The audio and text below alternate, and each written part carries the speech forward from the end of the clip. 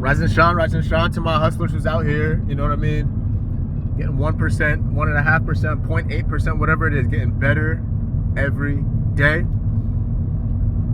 Today is October 9th, 2023, and you know me, I'm out here getting it. This is a very late upload, but that's because I was moving and shaking all day. You know,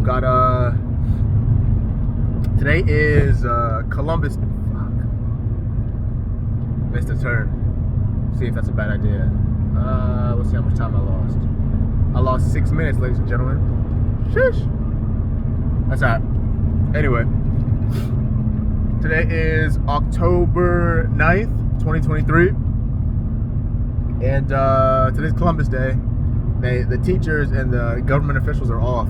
I guess Columbus is related to government officials and teachers, but not engineers or doctors. It's whatever. We getting this money. You know, we hustling.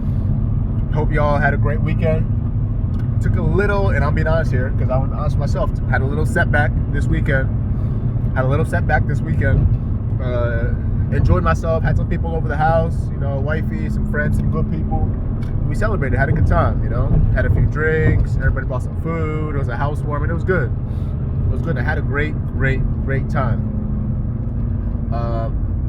But now it's back to the money, man. It's back to the money. It's good for me to kind of, you know, take a few steps back, but then now notice that, hey, look, we back, right? Yeah, we back. Ain't no worry about that one. We back. So what I want to talk about today is, first of all,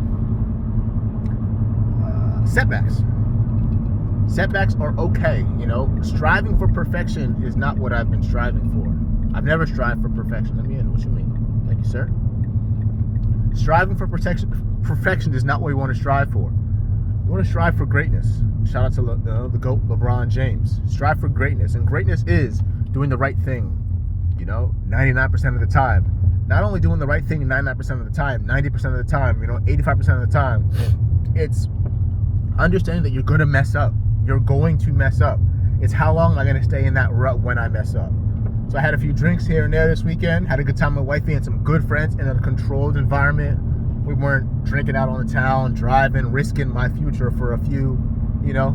We're at the crib, bringing over some drinks, having over some drinks, and then I close up when it's all done, and we wake up tomorrow and get back on the gym. So understand that it's okay, man. It's okay. You don't have to be perfect. You have to work to be better. So that's my sermon today. My sermon is just, I'm not perfect. And the reason that's so important, because it segues into being a multifaceted man, is what we're trying to be, right? We're trying to be machines, chameleons that can shift into fatherhood, shift into mentorship, shift into you know, our own killer technical skill sets, right? But I don't need to be the best. To be the best, trust me, 85% of it, 50% of it is showing up. 25% of it is pushing through the discomfort. And that last 5 to 10% is innovation. And then that last 10%, going from that 85 to that 90, 95, 100% is really just sheer will, trailing who you know. I'm not trying to be perfect, because there's opportunity costs in that time that you put into that. So I'm not trying to be perfect, but I'm trying to be good, because I want to be 80-85% in my engineering career. I want to be 80-85% in, you know, give my best to fatherhood, give my best to my kid. I can't be there 100% for my kid. That's not how the world works. It's not how the world works. My child's gonna have to solve problems themselves. You know, I'm gonna give them the tools, and I'll be here for them for the big things. But if you slip and fall, get up. You know, get up. So that's my first sermon. And my second point I want to make, and we'll see if I can remember it on the fly. You know, these videos are planned, pre-planned, but also off the whim. My second video really is, it's a nice little piggyback off of, as you guys know, I work at an engineering firm. A very large, I think one of the largest investor, I'm not sure the term knowledgeable. We are very large in terms of investors. Investors really invest in my company. So we're so big because so many people believe in us.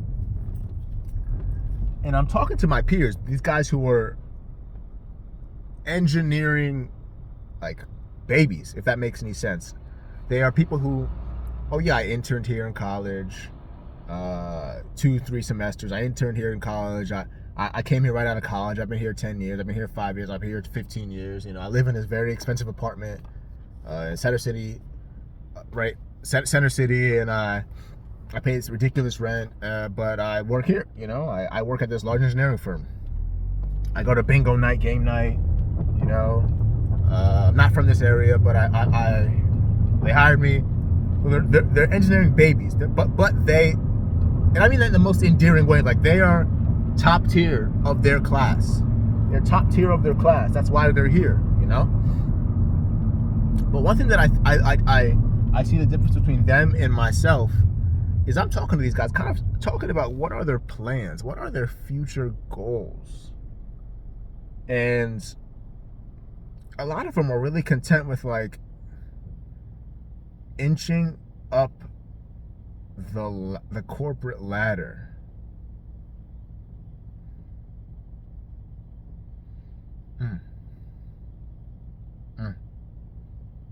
Inching up the corporate ladder.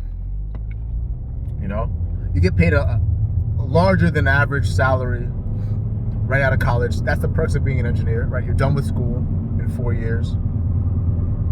You start working. You're making decent money initially, a lot more than your peers, and you kind of get content there. And these guys get a little content because they think they've been making bread. But the tough part about life is it hits you quick. Hits you quick.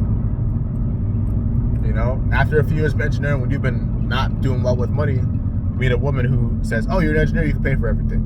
You know, now your expenses doubled, and not bidding. They'll actually probably tripled or quadrupled, truthfully, because she has things that she wants she can never pay for. Fuck, man.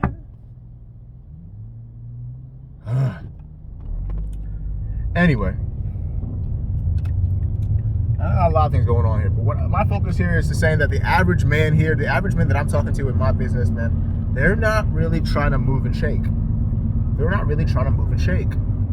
You know, they're not. I'm asking these guys, what does it look like at 40 years old? This is the bread and butter. What are you trying to have at 40 years old? Guys are telling me they want to make 5, 6, 7 grand coming in gross at 40 years old. I said, okay. But what about like total income? They said 5, 6 grand coming in. I said, what? I mean, I didn't say it to them. I said, what? Bro, 5, 6, 7 grand coming in at 40 years old?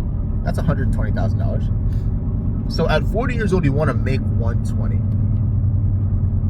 Interesting. Very interesting, because I'm moving different. I'm over here trying to make 15K, 20K at 40. That's low. Truthfully, I should be saying 30K. I want to make $30,000 at 40 years old. Yeah, $30,000 at 40 years old. And what will happen? I want to make $30,000 at 40 years old. Yeah. How am I going to get there? These guys don't think like that. They're like, I want to get my PE license. Then I want to stamp stuff with my LLC that I haven't used, but I opened. That I'm not really going to use because I don't control my life. People are interested in me, man. But I say that to say, stay away from those people. Hunt, hustle. But stay away from that mediocrity. Go get your money. Over and out.